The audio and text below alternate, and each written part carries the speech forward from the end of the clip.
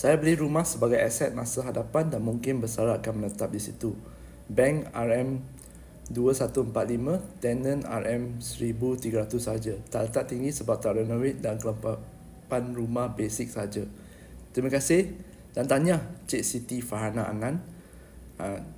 Anda dah muda-muda dah beli rumah dan tinggal dan ada plan untuk bersara. Bagus anak muda yang celik kewangan ini. Di sini saya nak beri satu perspektif untuk bukan untuk Cik Siti saja, untuk semua orang yang mendengar dan menonton video. Saya nak beri satu perspektif yang berbeza, yang lain sikit. Okey. Jadi saya harap Cik Siti tak rasa terkilan atau tersinggung ya, sebab ini ditujukan kepada semua orang. Saya nak terangkan di sini dan berkongsi kenapa saya sebagai pelabur hartanah sekarang saya tak suka kalau kena top up. Lebih-lebih lagi kalau top up macam 500 tak 700 sebulan mungkin nampak kecil, tapi kalau wang tersebut digunakan untuk melabur akan menjadi sangat-sangat besar. Saya beri contoh di sini ya. Maaf ya Cik Siti, saya guna komen anda sebagai contoh ya. 2145 bayar bank, tapi sewa 1300 saja. Jadi kalau anda tolak, tiap-tiap bulan kena top up lebih kurang RM845. Kita bundarkan ke 900 senang nak kira. Bayangkan nak bersara. Bersara saya beri tempoh masa 30 tahun. 30 tahun setiap bulan anda kena top up RM900 untuk rumah. Dan bersara masa ada 30 tahun. Katakan setiap bulan RM900 ni anda letak di instrumen yang boleh beri lebih kurang purata. 30 tahun purata lah 6%. 6% setahun. Contoh mungkin ASB, mungkin macam KWSP anda, mungkin atau saham yang boleh beri 6% dividen setahun mungkin. Okey, anda kena carilah. Tapi pokoknya anda guna 900 sebulan ni sebagai pelaburan dan bukan untuk top up rumah. Okey, berapa anggaran anda apabila 30 tahun akan datang? Anda mula dengan RM900 bulan ini dan 30 tahun akan datang dengan 6%. Anda nak kira tak berapa compound interest? Saya tunjuk ya. Okey, initial deposit 900, di sini 30 tahun. Lepas tu estimate ada 6%. Compound annually, contribution amount 900, contribute monthly. Ini anda boleh pergi Google saja. Google compound interest calculator. Anda boleh pergi main dengan calculator. Letak nombor-nombor di sana. Okey, nak tahu berapa saya tekan ya. Nah, ini adalah akaun yang akan ada lepas 30 tahun 30 tahun. Nampak graf tersebut naik. 882,230 ringgit. 882,000. Ini adalah peluang yang anda tidak dapat kerana anda kena top up rumah. Okey?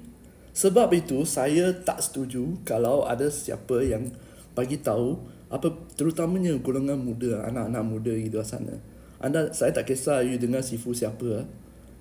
Sifu siapa, seafood siapa, ejen siapa, saya tak kisah. Saya tak kisah anda dengar siapa yang kata tak kisahlah orang tersayang anda atau siapa pun yang beritahu, oh tak apa, rumah ni sebagai aset, top up tiap-tiap bulan tak apa, lain kali ada rumah. Ini yang anda akan hilang tau.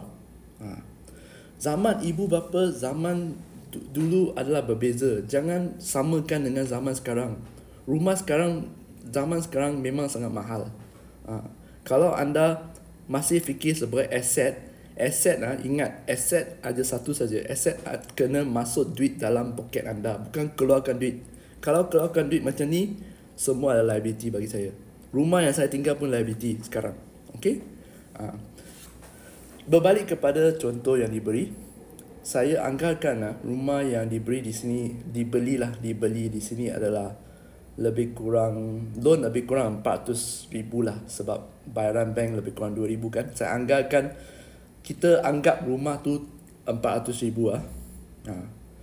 Ini lepas 30 tahun dengan hanya bayaran RM900 sebulan, 6% setahun, anda boleh beli 2 rumah tu. 2 rumah tu sekarang tahu. Dan lepas tu kalau katakan setiap 10 tahun harga rumah tersebut naik kan, dia akan 400,000 jadi 800,000. 800,000 bolehlah naik 1.6 juta, mungkin susah. Tapi katakan naik sampai 1 juta. Jual kat sini ada mah. Kat sini anda ada 800,000 di sini. Anda kena ingat yang harga hartanah tersebut naik anda tak boleh kawal. Dan itu bukan satu perkara yang tentu. Tiada perkara yang dijamin. Setiap kali anda dengar harga rumah tiap-tiap tahun naik. Tapi ada je rumah yang murah. Okey. Jadi apabila anda terima satu saranan, satu nasihat di sini, saya harap anda boleh fikir dengan baik. Dan saya di sini tak bukan nak tegur siapa ke, nak rasa saya pandai ke. Saya sebenarnya nak bagi tahu anda yang anda sekarang ada banyak pilihan. Okey? Ya, jadi saya betul-betul berharap anda kalau nak beli rumah, anda beli dengan mata terbuka. Ini adalah dalam bahasa orang putih panggil opportunity cost. Economic opportunity cost. Maksudnya, jikalau anda tak guna 900 tersebut untuk beli rumah, ini yang akan dapat dalam 30 tahun. Okey? Saya harap video ini macam mana kata, saya tak nak menyinggung perasaan siapa, saya tak nak gaduh dengan sesiapa. Ini adalah apa yang saya kongsi di sini adalah berdasarkan kiraan ya. Jadi kepada siapa di luar sana yang tengok video, saya harap anda nak marah-marah tak ada masalah. Okey? Tapi lepas marah tu tersebut, saya harap anda boleh tengok balik dan fikir balik apa yang saya kongsi di sini. Kepada Cik Siti, saya Kenny di sini saya tak berniat untuk menyinggung perasaan anda atau kata anda salah ya, atau ayah salah ke keluarga salah. Saya cuma nak berikan pandangan di sini. Saya harap tidak menyinggung perasaan anda. Okey? Kenny di sini, Hikayat Hartanah. Kita jumpa lagi di video yang akan datang.